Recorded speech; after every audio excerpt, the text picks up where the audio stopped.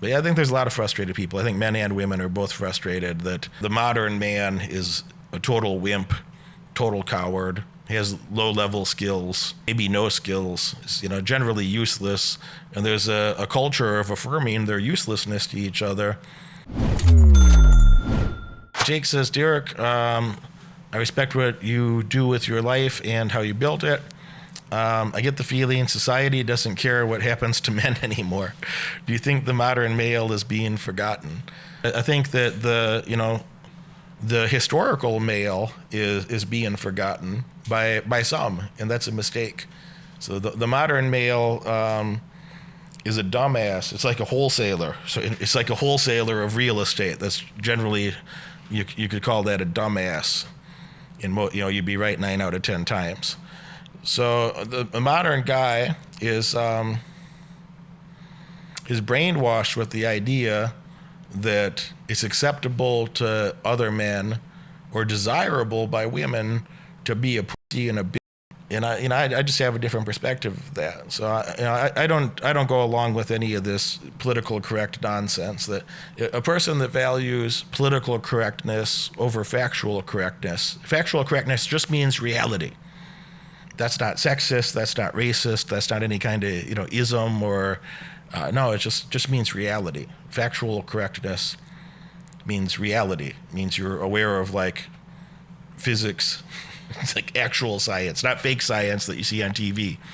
Actual science. You see how does the world work actually? And a person that values political correctness over factual correctness, reality, they're f***ed. They're f***ed. And I know there's a lot of pressure out there on maybe on you.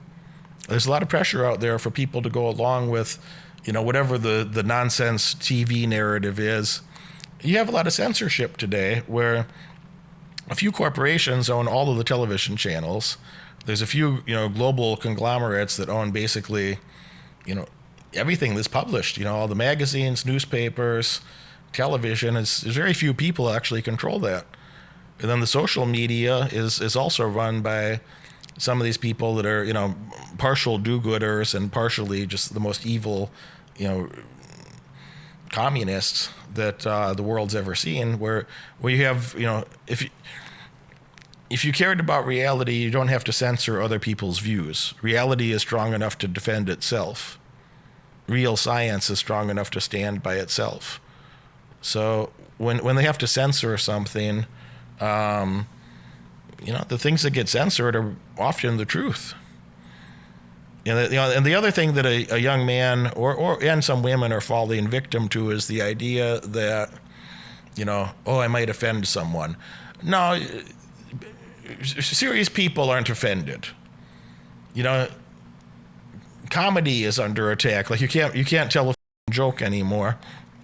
I might offend someone. It's like, nah, I'm my ancestors made me, 25% Native American.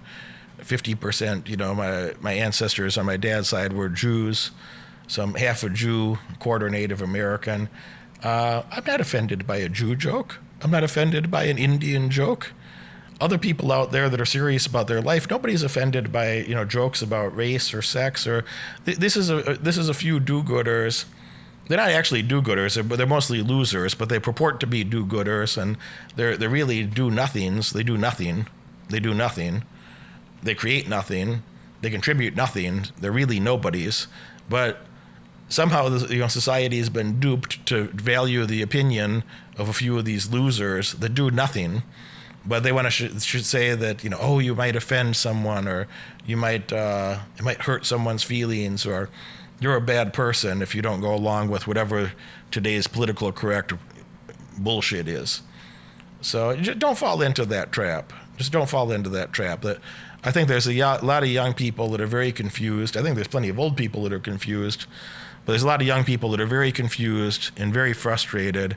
And you look at, you turn on anything that purports to be news is all propaganda media. It's not even real news anymore. There's no real news. They've politicized the weather. They've politicized everything. So there's no real news. It's hard to understand what's actually going on in the world. So I get that. And I think, there's some young guys that are feeling really depressed about this, and some women as well.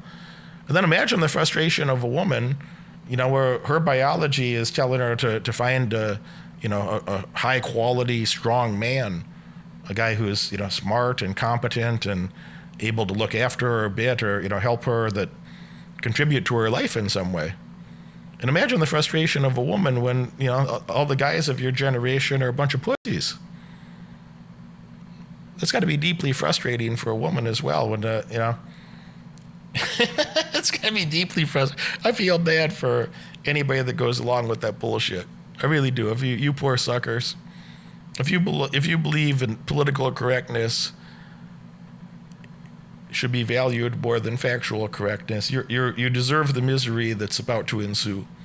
You deserve the misery that's going to be the summary statement of your life. It's just going to be miserable. It's going to be low quality. It's going to be miserable. And you can't go around trying to please people that they're going to be unhappy no matter what. And I don't know, my friends from different races or different cultures, I don't hang out with losers. I hang out with people that are getting things done.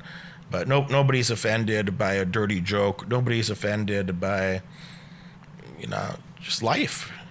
Serious people aren't offended by reality. So if you're telling the truth about something, like an objective, factual statement, and people are offended, you got to get away from those people. You can't value their opinions. You just have to acknowledge, like, oh, this person's mentally ill. They don't understand what they're suggesting here. You got to get away from those people. You got to get away from those people. And don't fall into those traps. But yeah, I think there's a lot of frustrated people. I think men and women are both frustrated that the modern man is a total wimp, total coward. He has low-level skills, maybe no skills, is, generally useless. And there's a culture of affirming their uselessness to each other. That's a good summary of the human condition of the modern young man. So don't let that be you. Don't let that be you. That's a lifestyle choice. If you agree to things that are absurd, they're just going to invent new absurdities and insist that you agree to that too, and then agree to another absurdity. I don't give a shit what people do. My politics are, I could say, real easy. I'm very, very socially liberal. I don't give a fuck what you do. Go enjoy your life. Have fun. Couldn't care less what people do. But I'm very financially conservative. I don't think that you or I should have to pay for other people's mistakes. It's fine for us to pay for our own mistakes. We shouldn't have to pay for other people's mistakes. So just that's a good summary of my entire political thought is, people should have the freedom to do whatever they want to do without, as long as they're not, committing a violent crime or, imposing themselves on you. Should be able to do whatever the fuck they want, but don't ask us to pay for their mistakes. Yeah. But yeah, you can't fall victim to this, nonsense. If you start agreeing to absurd things, they're just going to come up with new absurdities. Now cats are dogs and chipmunks are birds. Water is fire. Don't agree to any of these absurdities. Don't go along with that stupidity. It's going to be bad. You think about what even a couple of generations ago, or my grandparents were like World War II people. And my grandmother, when she had a factory job, these are just like utterly middle class normal people. Didn't finish high school, just utterly middle class people of their time. And the men are off, my grandma, her brothers were off in the war. One of them was killed and shot. Her family, they were from Poland. The ones that didn't leave Poland died in the Holocaust because they were Polish Jews. So plenty of people that stayed in Europe died. The Americans that went and fought in World War II, one of her brothers has died too. Other one is shot. She got her finger, she had about a third of her ring finger on one hand. She worked in a factory making timing devices for bombs. And there's like a press there's some sort of hydraulic press that smashes her finger, and she loses about a third of her ring finger. So she got like a stubby finger over here. And she never complained about it. It was like a point of, she was proud of that like her, her brothers are off fighting a war, her family dies in the war, et cetera, and she's proud that, like, you know, she had some injury too, that she felt like she made a contribution, you know, to make some timing devices for bombs to blow up her enemy, to blow up the people that, you know, harmed her family. And you know, my grandma was tougher than a modern guy. What passes for a man today is a pathetic, sad joke. My grandma was tougher than that. She wasn't particularly bright, but she was tougher than these idiots. So the good news is that's your competition. And it's never, if you're an industrious person, male or female, if you're an industrious person, it's never been easier to stand out. There's never been a time in human history where it was easier to stand out and be, you know, above and beyond what the average is, because everybody is, there's such weaklings today. Everybody is so weak. And I'd even say, including us to some extent, compared to previous generations, like, you died by the time you were 30, you got eaten by a tiger, eaten by a bear, eaten by some prehistoric shit that, you know, some alligator with wings or some shit from prehistory. We got it easy today. We got it a lot easier than, you know, a lot of our ancestors, than, you know, and not like one or two of your ancestors, but most of your ancestors had a much tougher time in life than you folks do. Most of my ancestors had a much tougher time than me. And some of us had tough lives, you know, by modern standards. And, you know, probably more than half of us did. That's why you're here. If everything was fucking easy, you'd just be doing normal people shit. You're accustomed to some difficult circumstances, and you're like, well, if I'm going to deal with tough shit, I might as well get paid for it. You know, let me talk with this Moneyberg guy and see if we can make some fucking cash, have more financial freedom, more opportunities in your life. So if you're going to deal with tough shit, you should at least get paid for it. Is that fair? Can we get some hands up for that? If you're going to deal with tough shit anyway, it's nice to be compensated. Yeah. But everybody's a pussy. So, you know, you got two mandates then. You gotta not be a pussy like they are, which means you have to, you know, you're going to tolerate some social pressure for that. Because other people, they want you to, you know, conform to the social norms of the day, which are absurd, which are ridiculous. So you're going to deal with a little social pressure for that. But on the upside, you could be tremendously rewarded, you know? My grandma was way tough. She wasn't very smart. She was just like a normal middle class, you know, normal woman. But she's way psychologically stronger and, you know, had a stronger will. Yeah, she was psychologically tougher than most guys today. So, I mean, you got a lot of advantages. You got a lot of advantages if you're not lazy. If you're willing to just, you know, wake up and be like, all right, how do I make things a little bit better? You know, what are 3, 4, or 5 things I could accomplish today to make my life a little bit easier tomorrow? And you wake up and do it again, and you wake up and do it again. You do that for a couple of decades, you're going to have a lot of freedom and advantages that other people don't have. You know, and nobody will ever see the work. They'll just say you got lucky, by the way. When you have, let's say you're a millionaire, $1 million don't buy shit anymore. $1 million is not much. But they'll say, you know, oh, he's rich. He's a millionaire. She's a millionaire. So of course it's easy for Lydia Ann. She's a millionaire. Well, they don't know they don't know about the 20 years before that. They don't know about the 20 years that happened before that. They don't know about, you know, the 3 or 4 or 5 years that really were really shit, where you felt miserable, where you slept 30 minutes. You slept 30 minutes and you got up and got shit done anyway, and you felt terrible. You know, and you guys think about it. If you sleep 30 minutes, then you're gonna have like other physiological problems. You know, like you know, you're gonna feel a little faint, or you're gonna have to second guess your judgment about certain things. You do, you know, especially by day 3. You do that a couple of days in a row. By day 3, you probably have some hallucinations happening. It's probably not a good thing. So they don't see that part, bro. They just say you got lucky. Ludwig, he's just lucky. Lydia Ann, she's really lucky. Look at that nice mansion Lydia Ann's got. You know, she got lucky. She must have married a rich man.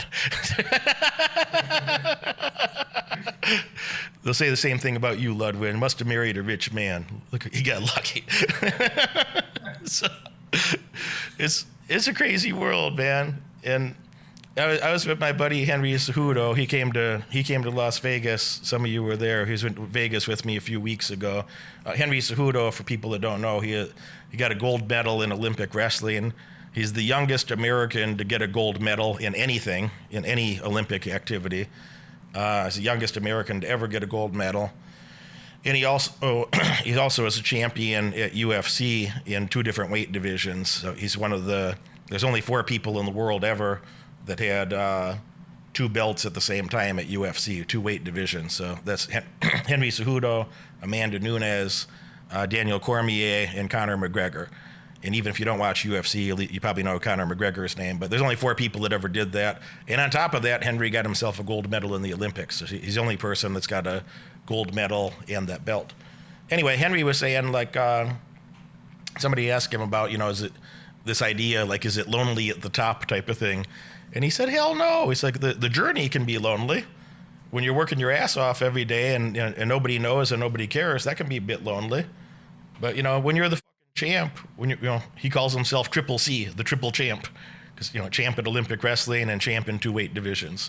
So when you're fucking triple champ, do you think he's lonely?